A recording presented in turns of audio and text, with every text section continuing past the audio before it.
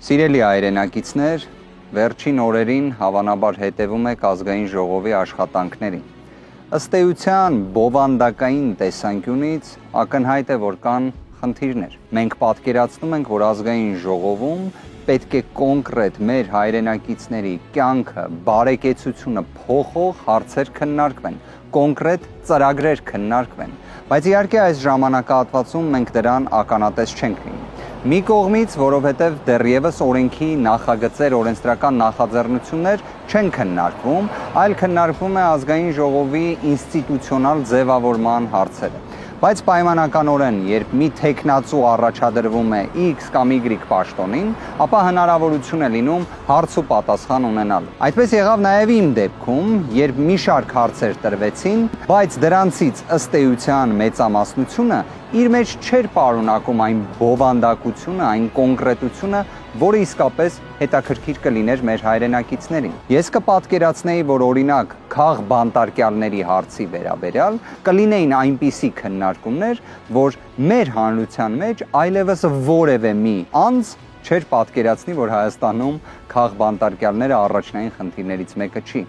Տեսեք, քաղ բանտարկյալների հարցը հատկապես ընդգծվում է խափաման միջոց կալանքի, տնային կալանքի եւ ապօրինի հետապնդումների կոնտեքստում։ Այսօր էլ Հայաստանում այդ վիճակը իսկապես ահագնացող է։ Լուծումներ դրա վերաբերյալ կարող են լինել, իհարկե կարող են, բայց առաջնայինը դրա համար պետք է քաղաքական կամք։ Այն, որ այս իշխանությունները ճիշտ հակառակ կամքը ունեն, դա եւս ակնհայտ է։ Ինչևէ, մենք սրա վերաբերյալ եւս ունենք կոնկրետ լուծումներ, որոնք ներկայացվելու են, բայց նախքան այդ, պատկերացրեք, անձին գտնվում են կալանքի պայմաններում, երբ նույնիսկ մեղադրանքները ոչ մի տվյալ իր մեջ չեն պարունակում։ Մինչ օրս Սամվել Կարապետյանը գտնվում է տնային կալանքի պայմաններում, եւ եթե հարցնեք դրա իրավական հիմքը որն է, 0։ Եվ այսպիսի դեպքեր, այո, կարելի է քանիցս ներկայացնել։ Դրա լուծումների շուրջ կրկին եմ ուզում ասել, մենք կոնկրետ լուծումներ ներկայացնելու ենք եւ այն համոզմունքը, որ մենք պետք է ունենանք ուժեղ Հայաստան, որևէ մի պահ, որևէ մեկի մոտ թող չնվազի։ Ցանկանում եմ նաև ընդգծել, որ ազգային ժողովում,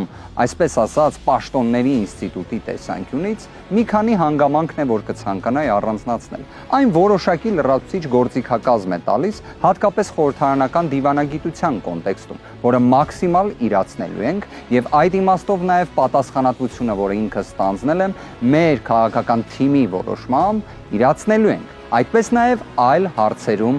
եւս։ Հետևաբար, սիրելի հայրենակիցներ, որոշակի իմաստով ուզում էի ներկայացնել իրավիճակը ինչպիսինն է, ինչ փուլում ենք գտնվում եւ ինչ գործողություններ են սպասվում առաջիկայում։ Սիրելի հայրենակիցներ, այս օրերին նաև շատ հստակ, կարծում եմ բոլորի համար ակնհայտ դարձավ, որ այս ընտրություններին, այն ընտրախախտումները, որոնք թույլ են տվել օրվա իշխանությունները, դրանց վերաբերյալ հակափաստարկ չկա։ Հունիսի 7-ի ընտրությունների լեգիտիմության դեֆիցիտը որևէ մի հակափաստարկ դրան չունի։ Այսինքն մեր պնդումները, որոնք այդ մասով էլ ներկայացրել ենք, առավել քան հստակ են։ Իհարկե, քաղաքական բնույթի հարցեր քննարկվելու են ազգային ժողովում, քանի որ այն քաղաքական մարմին է, բայց առաջնային իր գործառույթը դա մեր հայրենակիցներին ներկայացնելն է։ Հենց դրանում է կայանում ներկայացուցչական մանդատի էությունը։ Փորձելու ենք վստահաբար մաքսիմալ դա եւս իրացնել։ Ուժեղ Հայաստան լինելու է, սիրելի հայրենակիցներ,